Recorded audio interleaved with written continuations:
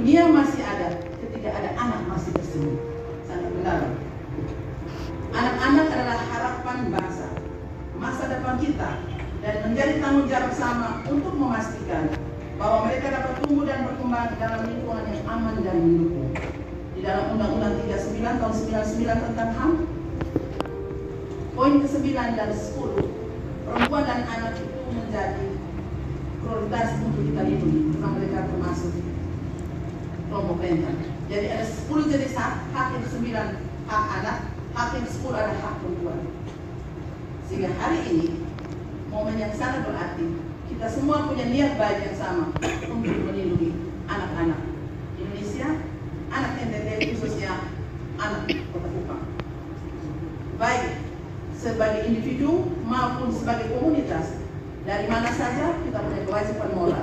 Dengan hati yang tulus, mari kita melindungi anak. Tidak hanya berkata-kata, tetapi bagaimana dengan tugas dan tanggung jawab yang emban, kita bisa menyatakan perimahan bagi kehidupan anak. Bapak Ibu sekalian yang saya hadiri, melalui semangat perlindungan anak, maka Kota Kupang mendorong lahirnya rancangan peraturan daerah tentang Kabupaten Kota Layak Anak KLA. KLA adalah kabupaten kota dengan sistem pembangunan yang menjamin pemenuhan hak anak dan perlindungan khusus anak yang dilakukan secara terencana, menyeluruh dan berkelanjutan. KLA lahir atas delegasi pasal 8 Peraturan Presiden Nomor 25/2021 tentang kebijakan Kabupaten Kota Layak Anak, serta didasarkan pada Permen PPA Nomor 12 Tahun 2022 tentang penyelenggaraan Kabupaten Layak Anak. Melalui materi muatan KLA diantaranya akan mengatur tentang gugus tugas sebagai lembaga koordinatif di tingkat kabupaten kota yang mengkoordinasikan upaya kebijakan, program dan kegiatan untuk mewujudkan KLA, serta rencana aksi daerah yang merupakan dokumen yang memuatkan kebijakan, program dan kegiatan untuk mewujudkan KLA. Kami mendampingi hampir semua kabupaten penyusunan RPJMD. Kami melihat di RPJMD, kalau kita bicara tentang bagaimana program perimahan bagi anak yang belum jadi catatan khusus ada di perlindungan khusus. Kalau bicara kesehatan, RPJMD sudah muat tentang masalah kesehatan. Pendidikan bagus, tapi di perlindungan khusus memang kita teman-teman pada SGD hari ini kita diskusikan secara mendalam.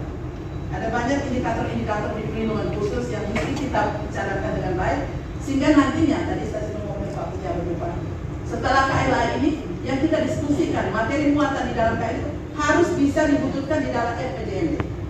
Karena kalau kita tidak wujudkan di dalam RPJMD, maka peraturan daerah yang kita susun dengan bagus tidak bisa kita implementasi. Tentu akan mengalami kekurangan anggaran, SDM dan hal-hal lainnya, sehingga perimahan untuk anak tidak bisa kita laksanakan dengan baik. Di dalam KLA juga erat kaitannya dengan tanggung jawab pemerintah daerah dalam mewujudkan pengasuhan hak anak yang merujuk pada konvensi hak anak, termasuk pemenuhan hak anak dalam perlindungan anak di bidang bisnis dan HAM. Bulan lalu, Presiden telah mengeluarkan Perpres Nomor 60 Tahun 2023 tentang strategi bisnis dan HAM. Dan yang menjadi model ada di Indonesia ada dua provinsi, yaitu Provinsi Nusa Tenggara Timur dan Provinsi Aceh. Setelah kami diskusikan dengan teman-teman dari UNICEF, karena ini juga diemban oleh teman-teman dari UNICEF dan teman-teman dari Kota Kupang, Pak Pendapat, kami memilih model dari Nusa Tenggara Timur Kota Kupang. Dan kami sudah bertemu dengan teman-teman dari Kadin, dari Apindo, bagaimana ketika nantinya anak-anak yang bekerja atau pekerja anak itu bisa kita lindungi, termasuk jam istirahatnya mereka, termasuk hak atas pendidikan dan hak-hak lainnya. Sehingga bisnis dan HAM ini untuk Nusa Tenggara Timur dengan segala hormat kami mohon dukungan dari pemerintah Kupang. Bisnis dan HAM adalah arah kebijakan nasional yang memuat strategi dan langkah untuk digunakan sebagai acuan bagi kementerian, lembaga pemerintah, pelaku usaha dan pemangku kepentingan lainnya untuk kemajuan dunia usaha dengan memperhatikan perlindungan dan pemulihan hak asasi manusia, khususnya hak anak. Bisnis dan HAM merupakan arah kebijakan nasional yang memuat strategi agar strategi tersebut dapat ditindaklanjuti oleh kita semua, pemerintah, masyarakat, civil society maupun media massa. Dengan caranya masing-masing, mari kita memberikan perhatian terhadap anak-anak yang bekerja dan pekerjaan yang kita tahu di depan mata kita masih menjadi persoalan yang serius.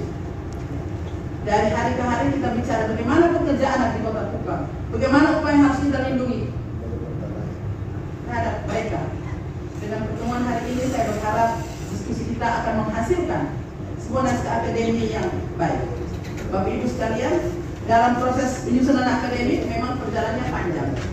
Ketika bersama-sama dengan kami, maka kami terjun langsung mulai dari namanya asesmen. Hari ini asesmen tahap pertama. Kami akan ada 5 orang, nanti akan membagi tim. Siapa bertanggung jawab terhadap hak yang pertama dan 5 klaser itu akan didampingi langsung oleh perancang dari kantor wilayah Kementerian Hukum dan HAM bersama teman-teman dari asesmen selanjutnya akan kita laksanakan di kelurahan dan di desa. Kelurahan, desa tidak ada, kelurahan yang ada di Kota Kupang, juga di target grup lainnya. Sehingga dari asesmen yang ada nanti kita benar-benar menghasilkan suatu naskah akademik yang berkualitas. Jadi kita tidak biasa copy paste dari daerah lain untuk membuat perda apapun, termasuk KLA. Jadi bisa bicara KLA di Labuan Bajo, KLA Labuan Bajo sudah ada. Tapi persoalannya akan berbeda dari KLA yang ada di Kota Kupang. Ya, rumusan materi muatan juga bisa berbeda, tergantung dari hasil asesmen yang akan kita lakukan secara bersama-sama. Bapak Ibu sekalian yang saya hormati, dengan bekerja sama dan terus berkolaborasi, kita dapat memperkuat upaya perlindungan anak di Kota Kupang untuk anak-anak di negeri ini. Dengan tekad kuat dan semangat kerjasama yang tinggi, saya yakin kita mampu mencapai semua tujuan yang telah kita tetapkan. Terima kasih atas dedikasi dan kerja keras Bapak Ibu semua yang menyempatkan hadir. Dan secara khusus terima kasih untuk pemerintah Kota Kupang yang mendukung strategi bisnis dan HAM di Kota Kupang. Dan dari UNICEF Pusat, Direktur Jenderal Hak Asasi Manusia telah menetapkan Kota Kupang mewakili NTT untuk menjadi pilot project bisnis dan HAM khususnya bagi anak yang bekerja dan pekerja anak. Beda antara anak yang bekerja dan pekerja anak. Dan Aceh, Pak pejabat, nanti mungkin kami akan terus melakukan komunikasi dengan teman-teman perangkat daerah untuk nanti menghasilkan naskah akademik yang lebih baik.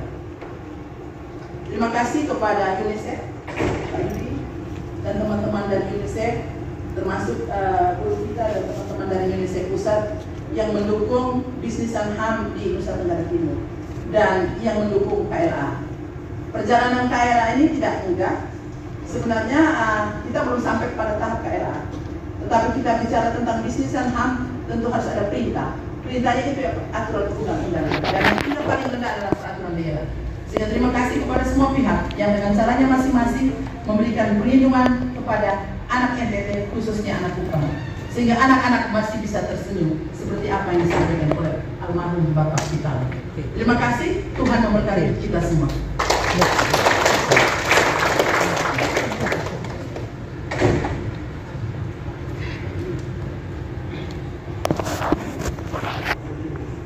Sambutan penjabat Wali Kota Kupang sekaligus secara resmi membuka kegiatan FGD.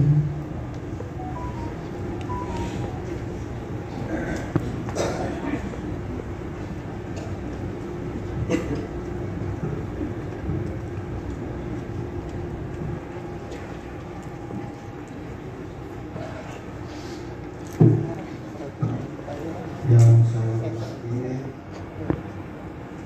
Kecamatan Pemulai Pemerintahan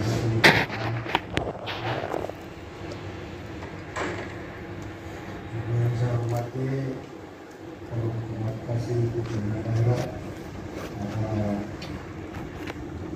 para mewakili partai kami, pengadilan, Kementerian Agama, juga yang saya hormati Ibu Kadis Pemberdayaan Perempuan dan Perlindungan Anak, juga yang saya hormati Pak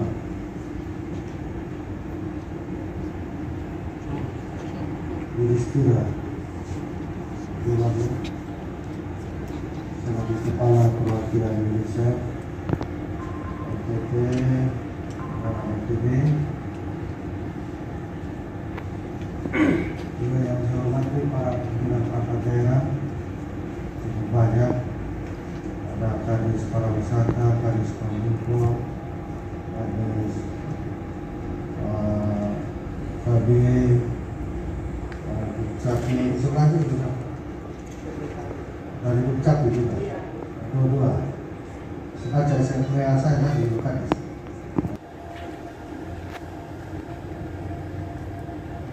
Yang saya hormati dan saya banggakan, izinkan saya untuk memberikan salam toleransi kita dan saya berharap Bapak Ibu bisa mengikutinya. Salam. Salve. Assalamualaikum warahmatullahi wabarakatuh. Om Swastiastu. Nama budaya. Salam kebajikan. Salam sehat bagi kita semua. Ini tadi Ibu Kakanil, salam Pancasila. Salam Pancasila. Salam Pancasila. Baik, terima kasih. Pada tempat pertama, saya mengajak kita sekalian untuk memanjatkan puji dan syukur kehadiran Tuhan Yang Maha Kuasa, karena atas tuntunan dan penyertaannya kita bisa hadir dalam sebuah forum yang terhormat ini dalam kegiatan fokus grup diskusi yang dalam rangka penyusunan naskah akademik rancangan peraturan daerah Kota Kupang tentang Kota Layak Anak tahun 2003. Bapak Ibu dan saudara-saudara hadirin semua yang saya hormati, seperti kita ketahui bersama bahwa untuk mendukung Indonesia menuju generasi emas di tahun 2045, pemerintah melalui Kementerian Pemberdayaan Perempuan dan Perlindungan Anak telah mendesain dan mensosialisasikan sebuah sistem dan strategi pemenuhan hak anak yang holistik, terintegrasi dan berkelanjutan dengan mengembangkan kebijakan kabupaten kota layak anak seperti yang tadi telah dijelaskan banyak oleh Ibu Kakanwi. Kebijakan KLA bertujuan untuk mensinergikan sumber daya pemerintah, masyarakat, dunia usaha serta media massa sehingga mampu menjamin pemenuhan hak anak dan perlindungan khusus anak Indonesia. Kebijakan ini merupakan implementasi dari tindak lanjut komitmen dunia melalui gerakan World Fit for Children atau dunia yang layak bagi anak, di mana pemerintah Indonesia juga turut mengadopsinya. Bapak Ibu hadirin yang saya hormati, keterlibatan seluruh pihak dalam mendukung pemenuhan hak anak sangatlah penting dalam upaya mendukung anak dan remaja yang memiliki perspektif khusus yang mewakili kepentingan anak dan generasi penerus bangsa. Pada kesempatan yang berbahagia ini, saya patut memberikan apresiasi yang telah hadir dan mencanangkan tekad kuat bersama pemerintah Kota Kupang melalui Dinas Pemberdayaan Perempuan dan Perlindungan Anak Kota Kupang untuk melaksanakan penyusunan naskah akademik dan rancangan peraturan daerah Kota Kupang tentang Kota Layak Anak. Ini bukan UNICEF, keterlibatan UNICEF bukan hanya ini, ada banyak hal. Oleh karena itu, pemerintah Kota Kupang menyampaikan terima kasih kepada adik Ananda kita yang terbaik. Kita harus ingat bahwa melindungi satu orang anak berarti melindungi satu bangsa. Jika semua elemen masyarakat terlibat, maka Kota Kupang akan segera terwujud menjadi kota layak anak di NTT. Hadirin yang saya hormati, pengembangan kota layak anak di Kota Kupang harus mengacu pada 24 indikator pemenuhan hak dan perlindungan anak yang secara garis besar tercermin dalam 5 klaster hak anak, yakni hak sipil dan hak kebebasan, hak lingkungan keluarga dan pengasuh alternatif, kesehatan dasar dan kesejahteraan, pendidikan, kemanfaatan seperti tadi yang dijelaskan oleh Ibu. Perlindungan khusus bagi 15 kategori anak, penting upaya yang dilakukan secara masif oleh semua pihak agar semua anak mendapatkan layanan, mulai dari layanan pengaduan kesehatan, rehabilitasi sosial, bantuan hukum, sampai pada layanan reintegrasi. Hari ini UNICEF hadir bekerjasama dengan pemerintah Kota Kupang untuk memberikan penguatan kepada kelompok remaja tentang bisnis untuk melatih kemampuan mereka, terutama dalam kecakapan harus seperti analisa, komunikasi, dan sebagainya. Hadirin yang saya hormati, sebelum saya mengakhiri sambutan ini atas nama pemerintah dan masyarakat Kota Kupang, saya ingin mengucapkan terima kasih sekali lagi kepada semua pihak yang telah berkontribusi dan berkolaborasi dalam menyelenggarakan kegiatan pada hari ini. Bapak Ibu semua yang diundang tentu orang-orang yang penting, makanya diundang hadir dan memberikan kontribusi pikiran. Kami harapkan semua yang hadir dapat memberikan masukan-masukan supaya lengkaplah forum diskusi ini menjadi sebuah dokumen yang nantinya akan dibahas bersama dengan Dewan Pengelola. Akhirnya sekali lagi kami mengucapkan terima kasih atas perhatian dan dukungannya. Saya berharap komitmen pemerintah, masyarakat, dan dunia usaha untuk mewujudkan Kota Kupang menuju kota layak anak dapat segera terwujud demi pemenuhan hak dan perlindungan kepada seluruh anak yang ada di Kota Kupang. Demikian beberapa hal yang saya sampaikan pada kesempatan yang berbahagia ini, dan dengan memanjatkan puji syukur kehadirat Tuhan Yang Maha Kuasa, maka saya membuka kegiatan fokus grup diskusi ini, penyusunan naskah akademik rancangan peraturan daerah Kota Kupang tentang Kota Layak Anak tahun 2003 di resmi.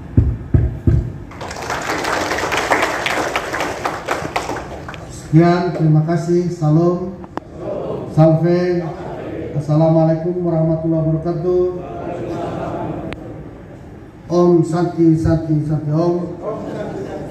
Nama budaya, salam kebajikan, salam sehat bagi kita semua. Salam Pancasila. Terima kasih, Tuhan memberkati.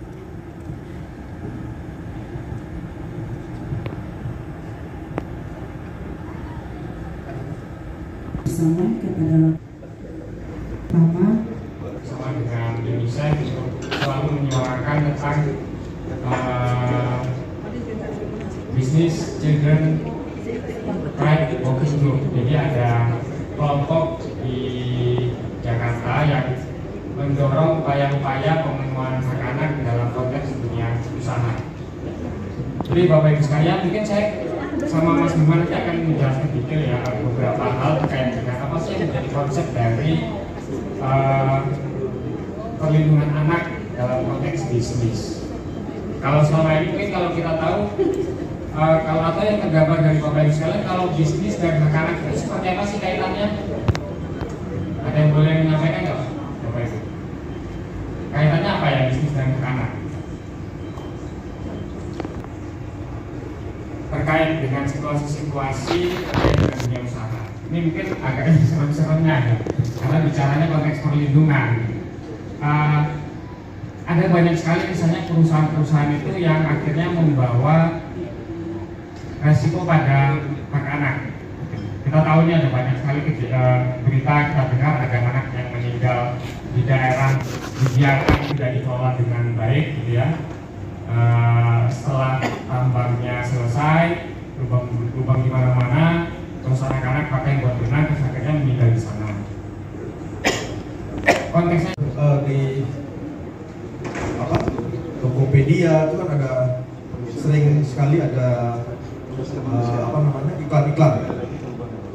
Bapak Ibu sekalian sadari nggak bahwa tidak semua diiklankan oleh TikTok ataupun media-media penjualan itu ramah Mbak.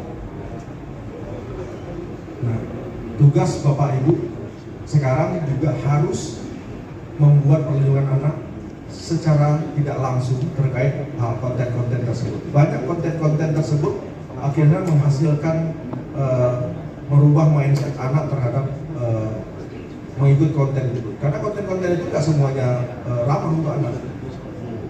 Ada muatan pornografi yang secara tidak langsung dan tidak sengaja terpapar. Itu sering sekali. Juga terkait masalah pemasaran dan iklan. Bapak Ibu ketika di sekolah menyangkut dunia usaha. Sekolah itu yayasan itu dunia usaha, Bu. Karena dia menghasilkan nilai ekonomi, dia bayar sekolah, dia mendapat komisi. Apakah anak-anak ibu ketika di sekolah itu ada jajanan-jajanan itu? Apakah itu sudah steril untuk anak? Itu juga masuk dalam perlindungan anak. Apakah yang dijual di dekat sekolah itu sudah pernah diawasi atau karena banyak kasus itu narkotika itu dijual melalui anak-anak di makanan-makanan kecil untuk anak. Itu sering beberapa kali terjadi di kasus di beberapa daerah yang lain. Mudah-mudahan tidak terjadi di Kota Kupang. Kemudian ada tatanan keamanan, keadaan darurat dan bencana. Nah, kalau kita bicara keadaan darurat dan bencana, kebencanaan salah satu yang paling beberapa kali menjadi isu adalah terkait kebencanaan, di mana anak itu tidak menjadi prioritas ketika terjadi kebencanaan. Ketika ada bencana, yang dipikirkan oleh dalam keadaan bencana itu adalah bagaimana memberi makan, memberi air bersih, dan memberi kecukupan. Tapi tidak bicara bagaimana anak itu terlindungi. Beberapa kasus pun ketika saya menangani di rekonstruksi di Aceh itu ketika di pengungsian itu tidak ada namanya perlindungan untuk anak karena tinggal di camp besar, kemudian anak mendapat makanan yang sama dengan orang dewasa, tidur hanya beralaskan plastik gitu. Tidak ada hal-hal khusus yang untuk supaya ibu dan anak itu terlindungi. Itu salah satu kasus yang jadi mungkin bagi bapak-bapak yang dari BPBD itu juga bisa berpikir ketika ada bencana itu juga jadi satu salah satu untuk kebutuhan layanan. Kemudian ada yang adalah kebijakan pemerintahnya terlibat, kemudian dunia usaha terlibat dan masyarakat terlibat. Ketika ini terpenuhi, maka total layak anak itu bisa dikatakan terpenuhi. Karena ini prinsipnya prinsip bisnis. Jadi prinsip bisnis juga masuk dengan mendorong untuk total layak anak. Lanjut, Mas. Ya, kita banyak sekali keterkaitannya, baik itu dengan pemerintah daerah, dengan instansi vertikal, itu banyak keterkaitannya. Kita coba untuk nanti akan mengakomodir di dalam rancangan peraturan daerah ini. Sehingga sebelum ke Raperda kita butuh tahu permasalahan-permasalahan berkaitan dengan persoalan anak yang ada di Kota Kupang. Walaupun sebenarnya secara garis besar juga kami sudah punya gambaran terkait dengan permasalahan anak di Kota Kupang. Misalnya permasalahan paling utama itu misalnya berkaitan dengan pengasuhan alternatif.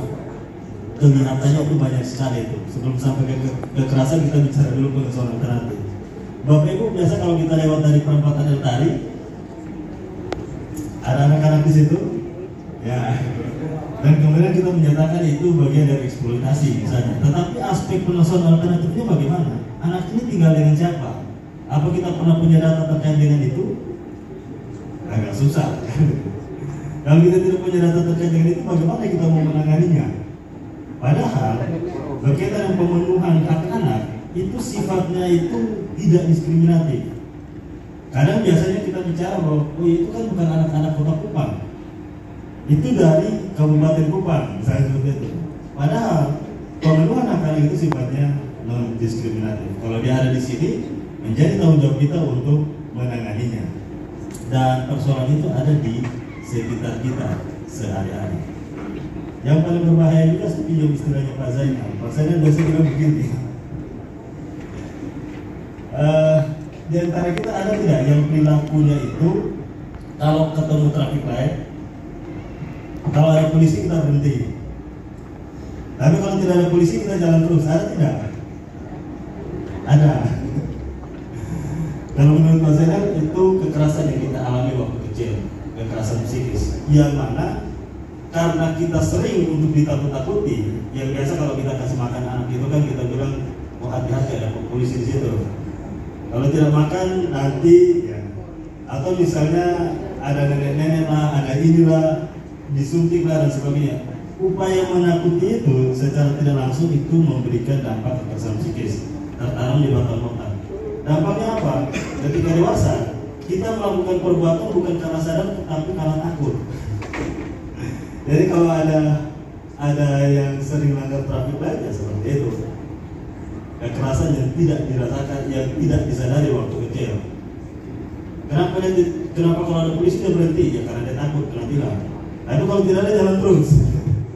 Itu dampaknya tuh, misalnya seperti itu. Atau misalnya ada di antara kita yang kalau ketemu orang tidak dikenal, orang itu blokotin kita lama-lama, apa yang kita lakukan? Balik, tanya kenapa lihat dia, nantang mau berkelahi. Itu pun sebenarnya kalau menurut Pak Zainal itu respon membela diri karena kekerasan yang kita dapat waktu kecil, sering diplototin dan sebagainya. Jadi kita seperti itu.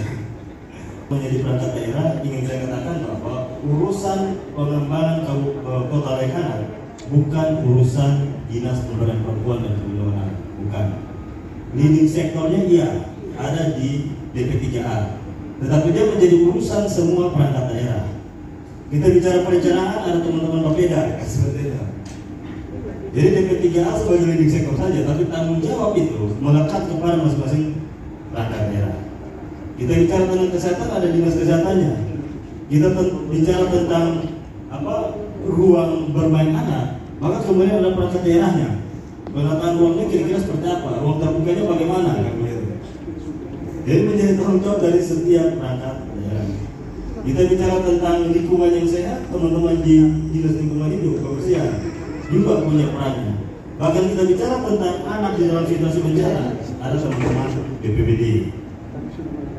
Maka nanti sebentar di kelembagaan juga kita akan bicara banyak bagaimana untuk masing-masing tugas ini dia menjadi satu gugusan yang kemudian bisa berelaborasi dan kemudian dia bisa menjalankan pemenuhan terhadap anak berdasarkan rencana aksi yang disusun oleh Pak Ibu sendiri. Di rencana aksi itu juga ada tanggung jawab dari masing-masing perangkat daerah. Nanti rencana aksi berikutnya setelah gugus tugas itu terbentuk itu menjadi tanggung jawab gugus tugas untuk menyusun rencana aksi tersebut. Ini menjadi hal yang menarik. Kemarin ketemu di secara tidak sengaja. Nah, istri saya bercerita begini. Kami itu dulu punya kebiasaan yang seperti ini, yang sering kita tanamkan. Kami tidak pernah menggunakan jasa anak-anak. Apapun itu, yang jual koran, kantong kresek, bola gerobak, kami tidak pernah menggunakan jasa itu. Itu prinsip yang terbangun. Kenapa? Karena itu akan menjadi pemicu untuk eksploitasi anak secara ekonomi. Bapak Ibu, saya tanya dulu, kalau misalnya ibu-ibu yang ke pasar, terus kemudian anak-anak itu angkat barang, bayarnya berapa coba? 5.000. Bapak Ibu kasihnya berapa? 10.000? 20.000? Ya kan? Lebih dari tarifnya. Karena apa? Karena rasa kasihan kita kan sebenarnya. Tapi kita tidak sadar itu kemudian memicu orang dewasa untuk mengeksploitasi anak. Kenapa? Karena ada keuntungan lebih yang didapatkan kalau pakai anak-anak untuk berjualan. Jadi dulu kita punya komentar seperti ini. Kalau anak-anak yang jualan, yang kita tanyakan orang tuamu di mana? Om tidak beli dari kamu, Om akan beli kalau orang tuamu yang jualan. Dan itu prinsip yang kita pegang. Lalu apa yang bisa kita buat? Ya kalau dia lapar, dia haus, belikan makanan, tidak dikasih uang. Sudah makan belum? Belum Pak, ya kan sudah makan dengan Om. Tapi uang tidak pernah kita kasih. Dan itu prinsip. Karena ketika kita memberikan itu, maka secara bisnisnya ada keuntungan lebih kalau subjeknya itu anak dia, bukan jualan. Orang dewasa selalu merasa